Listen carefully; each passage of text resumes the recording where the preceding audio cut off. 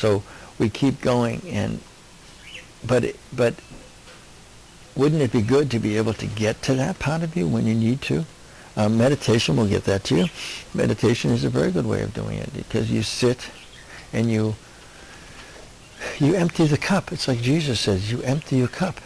You empty it. You let you let stuff bubble up. And we talk in meditation, we talk about letting it bubble up, and you're sitting there and you have thoughts about my mother and my father, and thoughts about what I'm going to do and what I'm going to have to eat tomorrow, and what he said and she said, and where I'm going tomorrow, where's my next vacation, what my job, oh geez, I got to pay this bill, I got to pay that bill. In meditation, these thoughts come through, and we breathe. Just come back to the breathing. Oh no, I know this is horrible, Okay, future thinking, worry, fear. Breathing in, breathing out, breathing in, breathing out, breathing in. And you can use mantras, and we use tapes too. We talk back. It's good to talk back, but not to banter, not to fight and argue, because remember, there's nobody there. These are just thoughts. But it's good to reprogram yourself. It's good to say things back to that you say, oh God, what's going to happen in 10 years? What's going to happen in 10 years? That's not here and now. I don't know what's going to happen in 10 years. I mean, I can have a general idea what's going to happen in 10 years, but I don't know. I don't know what's going to happen. That's not here and now. That's a good one. I mean, for the most part, to decompress, to neutralize some of these fears and worries about the future, the best one is, it's not here and now. It just isn't, that's all. It's not time to worry about that. It's not time to deal with that. That isn't the present moment. It'll pass. Something else could come in and change it. You never know. And you say that, you say, well, it always happened this way in the past. And we say, always? It always happened that way? Did there ever a time where you had a bill to pay and money came in unexpectedly? Didn't that happen to some? Couldn't that happen again? So in that way, we talk to ourselves to try to decompress and try to let go of these emotions.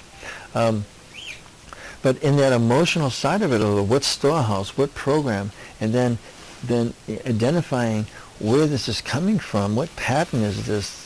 Geez, I'm doing this all the time. Geez, I'm always worried about money. I'm constantly worried about the kids and whether they're gonna make it, they're gonna grow up. I'm worried about college, and I'm worried about this, and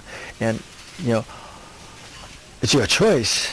I mean, that's what it get down. This is a choice, and when you start to become conscious and you start to learn that the fact of, hey, you're thinking this into existence. You are letting these thoughts. You say, well, what can I do about it? Talk back to it. Say, wait a minute, that's not necessarily true. And anything could possibly happen. You can have a whole series of, and we write down our journaling. In journaling, we have the problems, the thoughts, I'll never have any money, I'll never be rich, I'll always be in the thought. And then we write down the other column. Write down in the other column. That's not necessarily true. I could take a second job, or I could do this, I could do that. I'm choosing to live this way. This is my decision. And you fill up the column, and you keep filling up one side and the other side until this side, the negative side, stops. Until it just don't have much more to say about it. Then you keep going on with the positive side about it. And besides, if I took another year of school, or if I read this, or if I studied this, or if I went and got this job, or if I tried this, if I invested in here, if I did that, if I met the right person, if I hung out, all these things you could be saying, building up this future that you want as a different future. And the shortcut, this is the shortcut doing the process. This is the shortcut. Because it's identifying and seeing always when we say at this point in the time, this is what people try to do when you're in a negative state. When you're in a negative state and you're completely wrapped up in, this is like it's got you in its jaws, right? Then this is what we try to bypass and say, no big deal, it doesn't matter, it's fine, I'm fine, don't worry about it, and we have all these, little sayings that we have to wave off this, not to deal with it emotionally. And because we don't deal with it emotionally, because we don't take responsibility for creating this type of atmosphere, for being in this situation, for being where we are, because we don't seriously consider the fact that we aren't alone here, that even though we're self-centered and completely wrapped up in ourselves and think we're the center of the universe, there are constant other things affecting us, not to blame any of them, because none of them are responsible for the way you feel, but all of them have an effect. The full moon has an effect on you. The being out in the midday sun has an effect on you.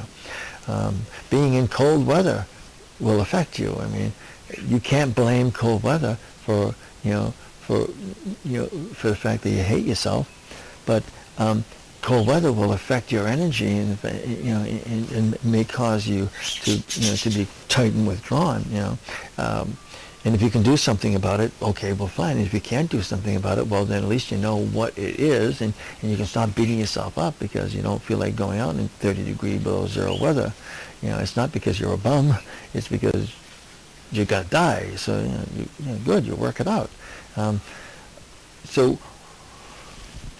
when we first get to this, we first get these ideas that in our journaling, we write down our thoughts and our feelings. We write them down. Remember, thoughts are about the situation and about the other person and about what you're thinking, what the negative spin is that's got you in this state.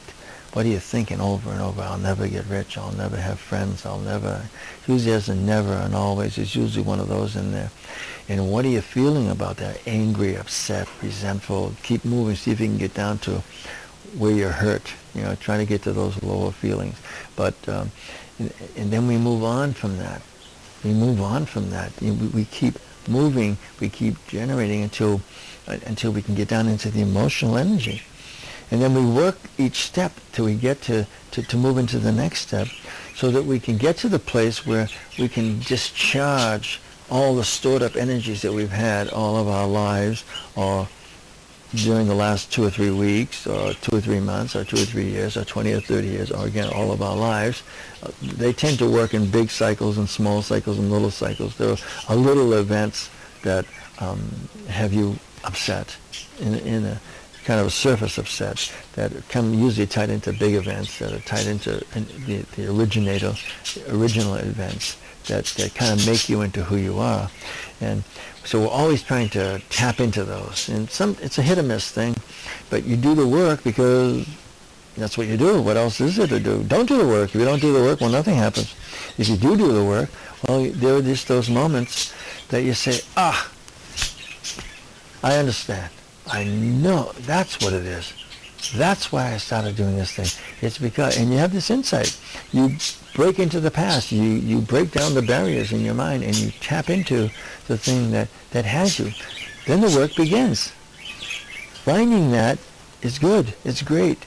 But maybe it's that you were sexually abused. Maybe it's that you were horribly treated, or that you had a very, very bad thing that's happened to you. That's not going to heal you. All that's going to do is wake you up to the fact that you need to heal yourself, that you need healing. See, when we recognize that we need healing, that we have been wounded, that isn't a license for a pity party, or a license to, not that you shouldn't feel bad and have your depression or whatever it is, but the idea in the emotional, getting to the emotional energy, is to release the emotion.